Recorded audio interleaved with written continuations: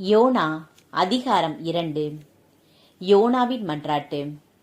YONO அந்த மீன் வயிற்றில் இருந்தவாறு தம் கடவுளாகிய ஆண்டவரிடம் மன்றாடலானார். ஆண்டவரே, எனக்கு இக்கட்டு வந்த வேளையில் நான் உம்மை நோக்கி மன்றாடினேன். நீர் என் மன்றாட்டுக்கு செவிசாய்த்தீர். பாதாளத்தின் நடுவிலிருந்து உம்மை நோக்கி கதறினேன். என் கூக்குரலுக்கு நீர் செவி கொடுத்தீர். நடுக்கடலின் ஆழத்திற்குள் என்னை தள்ளினீர். தண்ணீர் பெருக்கு என்னை சூழ்ந்து கொண்டது. நீர் அனுப்பிய அலைத்திரை எல்லாம் என் மீது புரண்டு கடந்து சென்றன. அப்பொழுது நான் உமது முன்னிலையிலிருந்து புறம்பே தள்ளப்பட்டு விட்டேன். இனி எவ்வாறு உமது கோவிலை பார்க்கப் போகிறேன் என்று சொல்லிக் கொண்டேன். மூச்சு திணறும்படி தண்ணீர் என்னை அழுத்திற்று. ஆழ்கடல் என்னை சூழ்ந்தது. கடற்பாசி என் தலையை சுற்றி கொண்டது.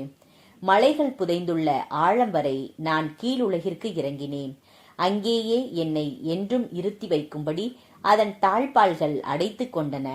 ஆனால் என் கடவுளாகிய ஆண்டவரே, நீர் அந்த குழியிலிருந்து என்னை உயிரோடு மீட்டீர்.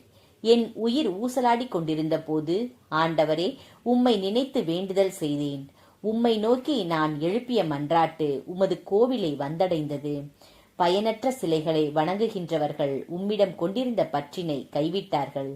ஆனால் நான் உம்மை புகழ்ந்து பாடி உமக்கு நன்றி பலி செலுத்துவேன். நான் செய்த பொருத்தனைகளை நிறைவேற்றுவேன். மீட்பு அளிப்பவர் ஆண்டவரே என்று வேண்டிக் கொண்டார். ஆண்டவர் அந்த மீனுக்கு கட்டளையிட அது யோவானை கரையிலேயே கக்கியது.